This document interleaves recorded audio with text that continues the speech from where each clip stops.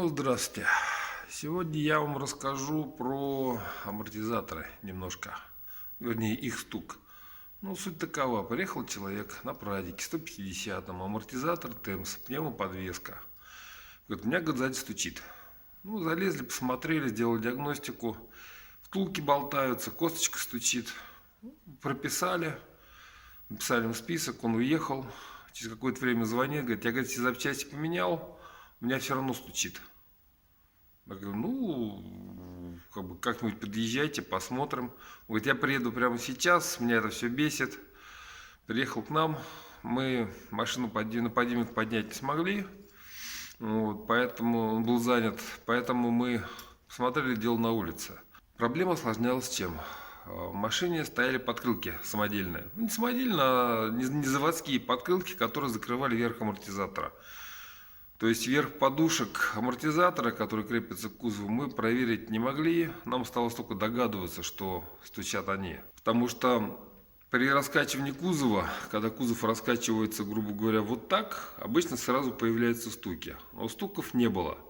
Машину приходилось достаточно сильно качать по вертикали, причем, чтобы обе стороны болтались. Вот тогда стук появлялся. При простом раскачивании стороны в сторону было все тихо и спокойно. Мы пощупали подвеску, сказали, мужик, ну, скорее всего, верхние подушки амортизаторов подразбиты, и их надо открутить и поменять резинки. Скорее всего, разбито там, потому что, ну, болтается, сам амортизатор стучит, и звук идет сверху. Он говорит, понял, ладно, говорит, купил подушки, приехал, мы с горем пополам сняли амортизатор, а оказалось, что подушки вполне себе живые, а проблема немножко в другом.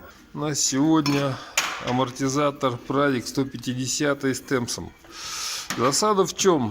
Человека задолбали стуки. Болтается, вот, грохочет, он не мог понять что. Полезли посмотреть, думали верхние резинки амортизатора. Оказалось, нифига подобного. Стучит сам амортизатор. Видите кончик? Вот так вот он болтается. И вот этот вот стук. Сейчас покажем, из-за чего.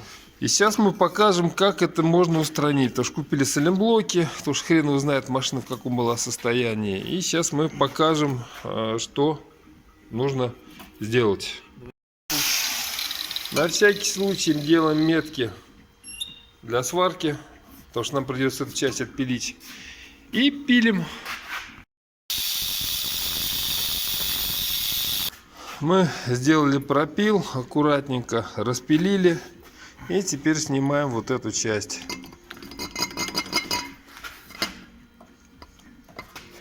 Снялась она легче первый раз. Оп. Все, она снялась. И у нас вся эта болтанка.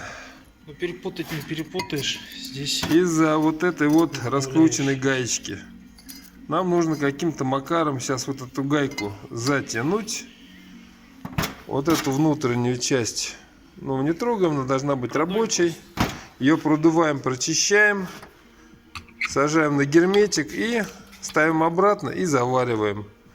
Ну, честно говоря, без вариантов. Здесь, скорее всего, электромотор, ну или не электромотор, электромагнитная клапана, которая поворачивает центральную часть влево-вправо на полоборотика. И нам надо гаечку затянуть.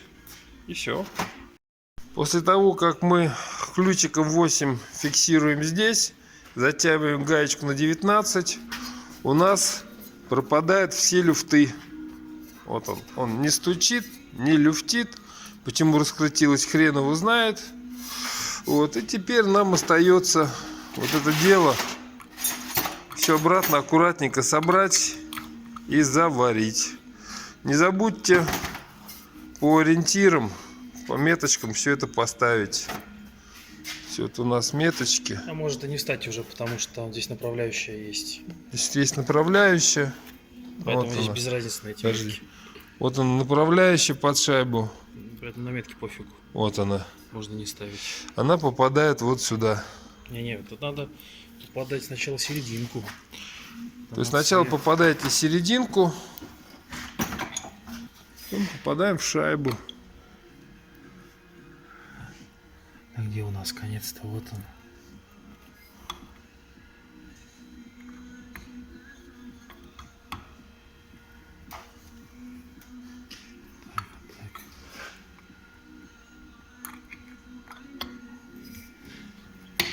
Оп, все, теперь так. Все.